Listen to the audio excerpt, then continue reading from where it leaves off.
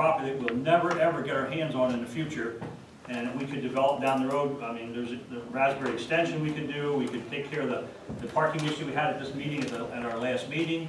There's a piece of property sitting down there that they're willing to give up, so I'm just calling your attention to the City of Sunbury, Norfolk Southern Community Blight Removal Project, and I'd like to talk to everybody enough about it that we'll go to something on the 24th. So just keep it in the back of your mind if you would, please. Audience comment. Anybody wants any audience comment on anything in particular? It's not on the agenda? Yes, sir. Robert Miller. Is there anything going on with Bembo? The last meeting that I had with them is that they would not do anything with the building until they went through and pretty much gutted it. They would take all the material that's in there. There's any machine that's in there, they'll destroy it. They won't resell it or anything. He told me he thought that would be probably to the middle of August. Then he would get back to me and because I said we could help convert this building into something if we have access to it. And he won't do that until that's done. But from what I can't remember the gentleman's name, met with me a couple weeks ago, but that's the goal, is to get in there maybe in the middle or beginning of August and be able to at least try to lean it towards something or see what we can do with it. And let's be realistic, it's in the middle of a huge residential section, it's going to be tough to fill. But without even knowing how many square feet and what the capabilities are of the building, it makes it tougher for us to do that. So they haven't listed it with anybody. The only thing they guaranteed me that they would have people, they hired a professional firm to maintain the outside, so there should be, no roof leaking or no railing falling off or stuff like that. So, but hopefully we'll have something in August. Okay, thank you.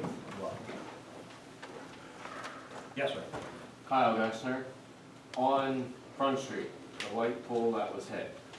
I've noticed the last couple of days coming home from work that the lampshades that are over the light themselves are starting to fall off. Is there anybody in the council that could get a hold of PennDOT and let them know that their lights are falling apart? Did you look at that today? I was not up that way today. Saturday morning, about 7:30, 8 o'clock, it was taken care of. Was it? Okay. Like I said, I haven't been up that way in at least 2 No, I days. didn't see it myself. Okay. Was there a problem? The one shield was coming down.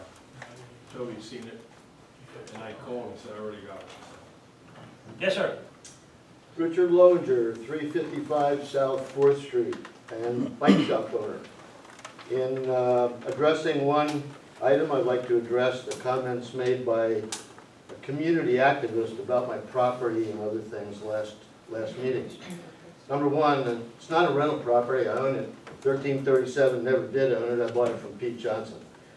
Number two, you can't get into the parking. There has been a gate since the property was inspected by Mike Rhodes before I got my zoning exception. And the parking even has a sign on it to call if you want the gate open, if you can't open the gate yourself. So the parking has been there. Number three, there is a sign there that you can get in that denotes the parking. Number four, the shed that I moved in, that's as big as my house. The shed is 10 by 14, which is 140 square feet. My house is not only 2 floors, but 20 by 40 each floor, which is 800 square feet, 5.7 times the size of the shed. So the fact that the shed is not, 1/7 or 1/6 the size of the house for one floor. But what really disturbed me was the threat that was made by this activist. I carry a concealed carry permit, and I can't carry my firearm in here because you have a little sign out front, so I honored that. Okay, notwithstanding the fact that 80% of mass shootings happen in buildings that don't allow firearms, you're putting my ability to come in this building and feel protected at risk because you're allowing somebody that's made threats to people in this room, and I can't protect myself, and I am not allowed now to come in here, just like I don't go in Sunbury Hospital. They got a silly little sign there. Or the Daily Item, they got a little silly sign there.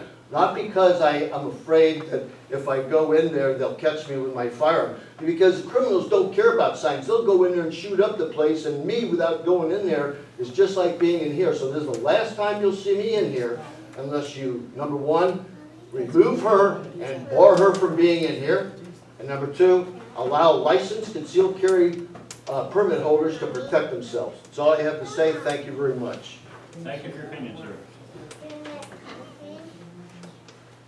Any audience comment? Yes. Regina Wait a Russell, minute.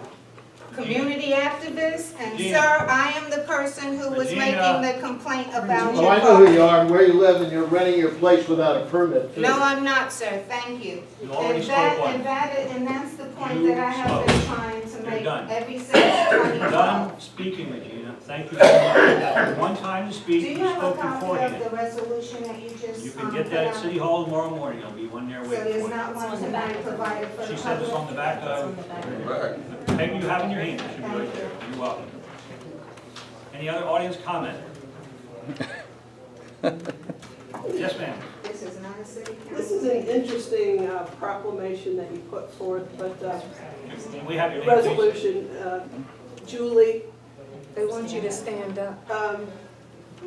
what do you feel about having human waste on a front porch that is not removed? Shouldn't that be removed by the city if they're made aware of it? I don't know what the circumstances are, but we surely have a code office to look into that. The code office was there.